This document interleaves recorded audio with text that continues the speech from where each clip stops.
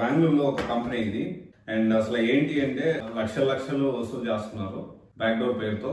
కానీ కంపెనీ అనేది మంచి కంపెనీ. ఇది యాక్చువల్లీ జనరల్ గా ఒక స్టూడెంట్ నాకు ఈ విషయంలో అప్డేట్ చేశాడు.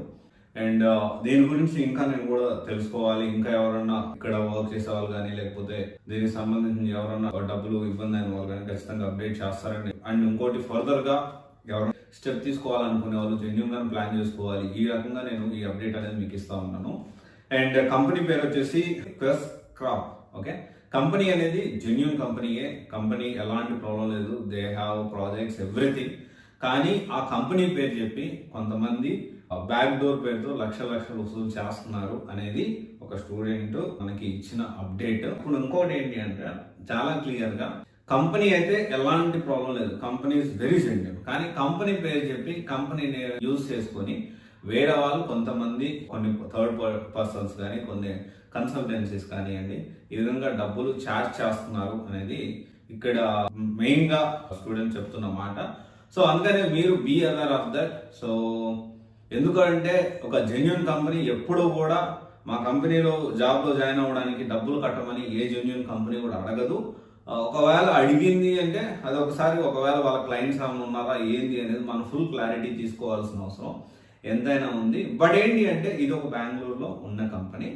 అండ్ ఒక స్టూడెంట్ ఇచ్చిన అప్డేట్ ఇది. అయితే ఇంకా ఫుల్ డీటెయిల్ గా దీని గురించి మీరు అక్కడ ఎవరన్నా రీచ్ అవుట్ అయితే కొంచెం దీని గురించి కన్ఫర్మేషన్ నాకు షేర్ చేస్తే that will be great. So చాలా మందికి ఇది యూజ్ అవుతుంది. అండ్ థ్యాంక్ యూ ఆ స్టూడెంట్ కి. ఇట్లాంటి ఇన్ఫర్మేషన్ చాలా మంది స్టూడెంట్స్ షేర్ చేస్తా ఉన్నారు. అన్న అందరికి చెప్పండి అన్న ఇలా జరుగుతూ ఉంది, నేను ఇబ్బంది పడ్డాను, వేరే వాళ్ళు ఇబ్బంది పడదు. It's very good thing.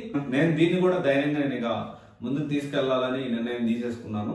So ఇక నుంచి ఎక్కడ ఏ ఇష్యూ జరిగినా కానీ ఖచ్చితంగా మనము దాన్ని పబ్లిక్ లోకి తీసుకురావాలని ఫిక్స్ అయ్యాము. అండ్ దానికి సంబంధించి లీగల్ ప్రిపరేషన్స్ అన్ని కూడా నేను ప్రిపేర్ చేసుకున్న తర్వాత నేను ముందుకు తీసుకెళ్తున్నా. గుర్తుపెట్టుకోండి, సో ఎవరు ఎక్కడ బ్యాక్ డోర్ పేరుతో డబ్బులు వసూలు చేసినా ఖచ్చితంగా వాళ్ళందరినీ పబ్లిక్ లోకి మనము తీసుకురావాల్సిన అవసరం ఎంతైనా ఉంది. నిజంగా ఇంకొక విషయం చెప్తా ఉన్నా, మీరు బ్యాక్ డోర్ లో డబ్బులు తీసుకుంటున్నా జాబులన్నా చేసేది మంచి పని కాదు వాస్తవానికి. సరే మీరు ఏదో డబ్బుల కోసం చేస్తున్నారు, పిల్లలు ఏదో జాబులు వస్తాయనే ఉద్దేశంతో తప్పైనా కానీ కొన్ని పరిస్థితుల్లో వాళ్ళు ఏడొక అప్పు తీసుకొచ్చి పెడతారు.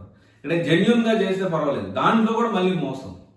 అందుకనే నేను ఏమంటున్నాను, అసలు బ్యాక్ డోర్ అనేది వద్దు, సబ్జెక్ట్ నేర్చుకోమని అంటాను. బట్ కొంతమంది స్టిల్ కొంచెం ఇబ్బందులు రీత్యా ఎలాగైనా తొందరగా జాబ్ కావాలి కదన్న ఇబ్బందులు జెన్యూన్ గా నేను ఎంత ట్రై చేసిన ఎంత ప్రయత్నం చేసినా జాబ్ రావట్లేదు ఎలా అనుకున్నారు కొందరు ఇలా ముందుకి వెళ్తా ఉన్నారు. బట్ ఒకసారి ఆలోచించండి. ప్రతి ఒక్క స్టూడెంట్ ఈ విషయాన్ని ఖచ్చితంగా నిశ్చితంగా పరిశీలించాలని నేను కూడా చెప్తా ఉన్నాను. Thank you.